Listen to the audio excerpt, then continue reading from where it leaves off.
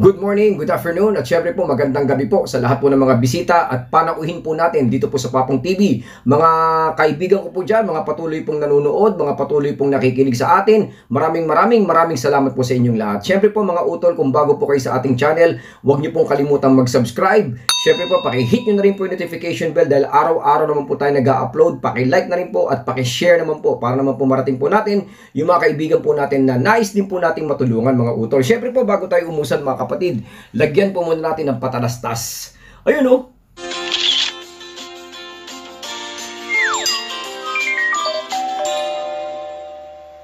Welcome back. Dapat po kasi maintindihan natin yung malaking katanungan sa larangan po ng relationship.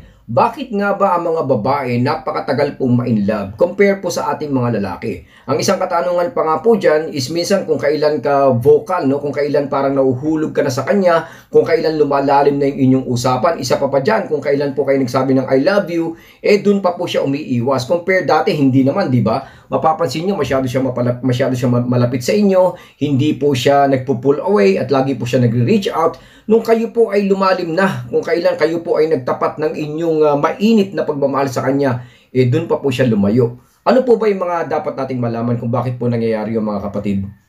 First, we have to understand na men and women are two different type of species. Magkaiba po yan mga kapatid. At syempre po, they are both made with a lot of differences. Marami pagkakaiba eh. So, ibig sabihin po yan, ang lalaki, pagka nakakita po kasi ng hot girl yan, especially kung very attractive.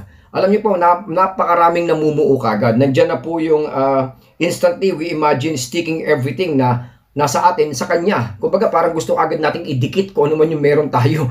O di ba, pagmula po sa labi, magmula po sa structure ng katawan, lahat po natin gustong i-stick sa kanya. At nandiyan na nga po yung hindi pa po natin siya nadadalaw, hindi pa po natin kakilala. So many things na po na-imagine natin. Nandiyan yung ano kaya pag siya po ay nakadate mo na, ano kaya pag siya po ay ipapakilala mo na sa mga barkada mo bilang girlfriend mo. At ang medyo worse pa nga po dyan, yung ano kaya yung ilang kaya magiging anak namin, ilang kaya yung ano kaya magiging itsura ng mga anak namin. At yung isa pa po dyan is ano kaya pagkatabi ko na po siya, sleeping together. Nako, grabe. Samantalang yung mga babae pa lang po, nandun pa lang po sa simula, pinag-iisipan pa lang po kung anong... Ang mga babae po medyo ibang klase. Pagka nakakita po sila ng isang lalaki roaming around, umaali-aligid sa kanila, or ang lalaki na nagsisimulang mag-text or mag-chat sa kanya, yung mga defenses kagad nila nabubuhay. Yung mga harang is automatic na naglalabasan para po depensahan ng kanilang emotion.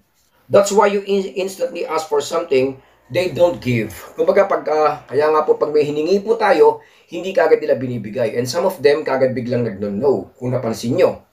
We have to bear in mind mga kapatid, na ang mga babae, they falls very slow. Kumbaga ang tagal po nilang ma-inlove. Kaya nga po nagkakapalpak-palpak po tayo dahil din po sa miscommunication. Iba yung akala natin na gusto nila. Tayo po pumupunta sa mga babae at iba po yung ating ipinopropose. Sa simula, minsan date pa lang ang mga lalaki iniisip kagad nila, paano kung sumama sa akin to? Paano kung halimbawa naman yayain niya ako sa kanila tapos doon ako matulog? Ang layo na kagad Samantalang yung mga babae, iniisip pa lang kung ano yung orderin sa date. Iniisip pa lang kung ano yung kakainin. Kayo po, nandun na po sa dulo kagad. Siya nandito pa lang po sa simula. Kaya ko po ginawa tong video na to mga kapatid, mga mahal kong kapatid dyan. Kaya ko po ginawa to para po maintindihan natin. Ang babae is mahaba at haba talaga ang proseso. Sila po ay tumitingin sa isang napakahabang ligawan. While tayo po ay nagmamadali. Hindi po angkop yun. While women are just there to observe. Alam niyo po pagka sila po ay nag-umaattend o sumasama sa inyo, nakikipag-usap sa inyo, let's say pumapayag sa isang date, sila po ay nandun para lang po alamin, mag-observe, tignan kung ano mangyayari. Sabi nga po, ang lalaki nandun ka na sa pagtulog kung paano mo siya makakatabi. Samantalang ang babae nandun pa lang po sa pag-upo sa date. Medyo naiiwan siya ng konti, hindi po kayo nagkakasabay nang iniisip. Ang mga lalaki kasi nag-iisip agad ng second date kung ano po yung susunod, kung paano kanya yayayain, kung saan ka po niya isasama. Samantalang ang mga babae nandun pa lang po sa stage kung saan po sila nag-o-observe. Kaya normally mga utol, we don't get the second date kasi hindi pa yan ang focus nila. Nag-focus ka na kung paano ka sasagutin ka agad, wherein dapat hindi po muna. Remember, mahalaga po ito mga utol, kaya po tayo nag-vlog ng ganito. She's just there to enjoy.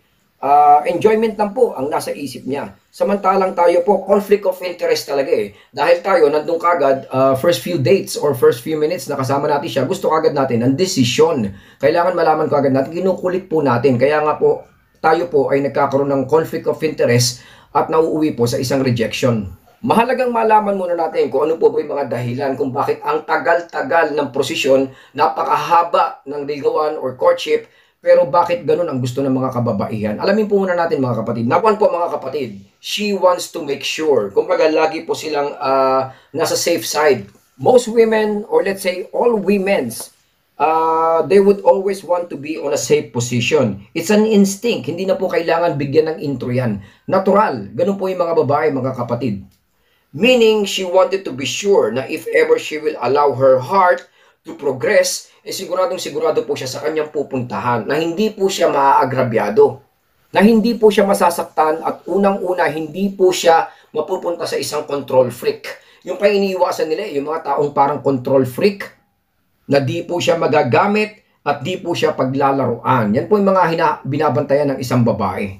Ganito mga utol, kung gusto niyo maging sure, no, siguraduhin natin. Why don't you make a survey? Tanungin niyo po yung mga kaibigan yung babae kung kamusta naman po yung naging ex nila. Alam niyo po mga kaibigan, ang lagi po nilang sasabihin sa inyo kung ano po yung mga naging problema. Unang-una, yung lalaki is very controlling. Number 2, needy at desperate.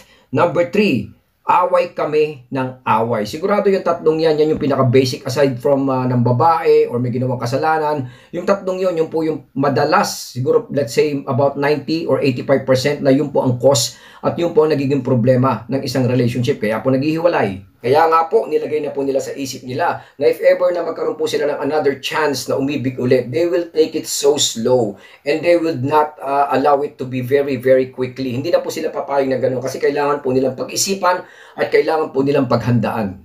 Another thing na medyo importante rin po mga kapatid, alam niyo po ba na ang babae, they constantly test us. Dahil po sa mga kadahilanan na yun, dahil po sa mga pinanggalingan na nakaraan, tayo po ay madalas pong tinetest ng isa pong kababaihan.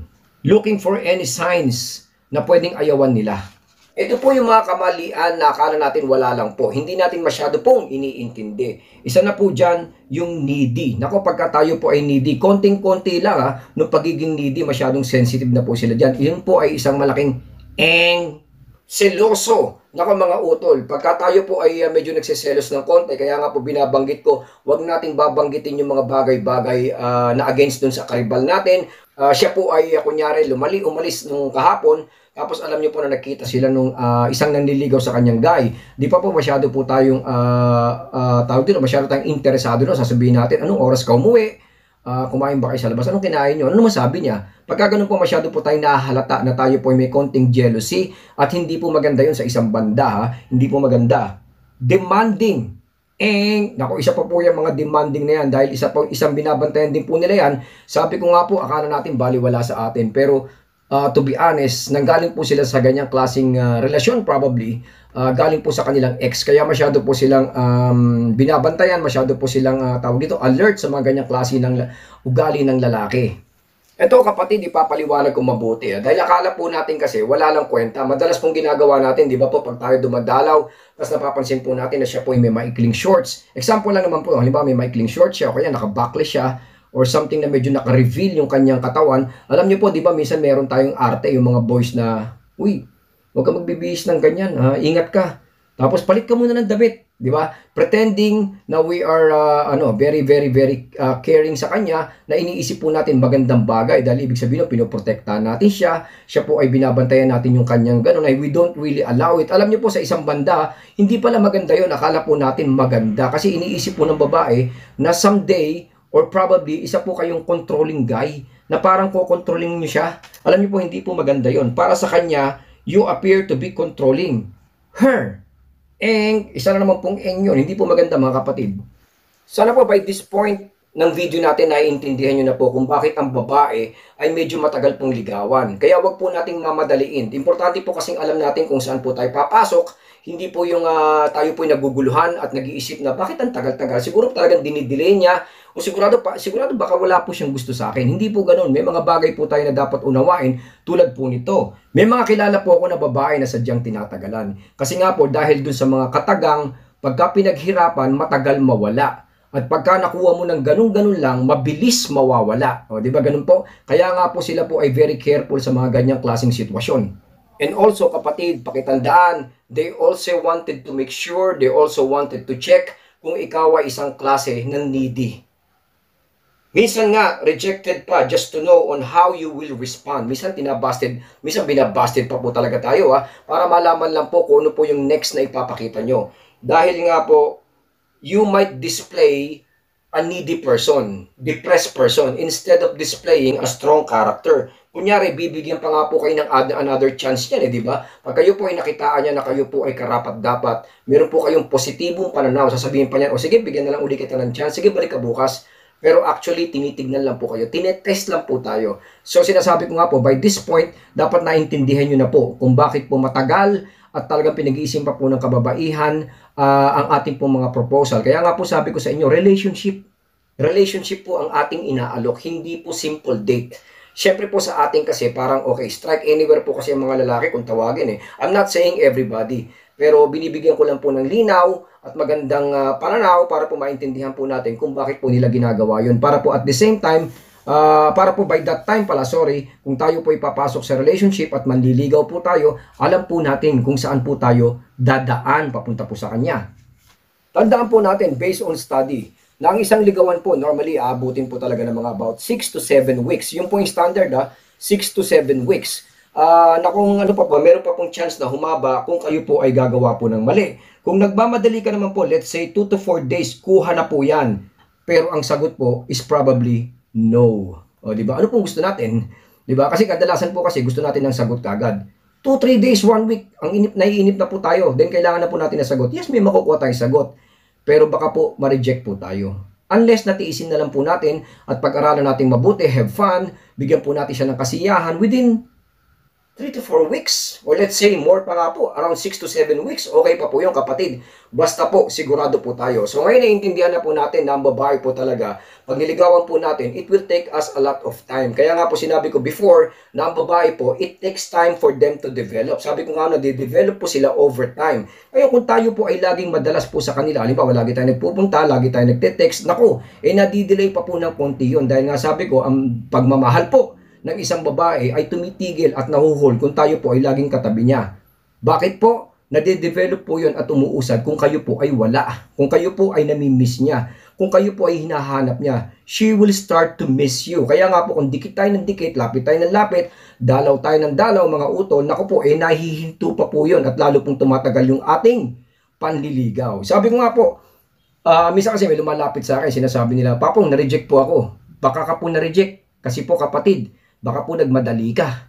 Diba? Ganun lang naman po Kaya minsan, take it slow, take it sure, intindihin po natin yung science, yung concept ng kanilang pag-iisip at malalaman po natin yung positive na sagot. Lastly, just remember the fundamentals kung paano talaga exactly, yung ano pong hinahanap niya, what she is really looking for.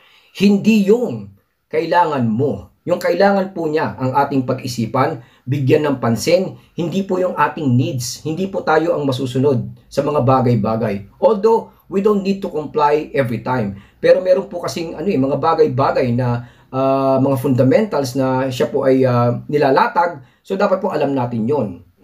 Tandaan po natin na kung sa atin physical is enough for us to decide, sa kanila kailangan po nilang tignan yung character, personality, confidence, napakarami po na kailangan po nilang malaman.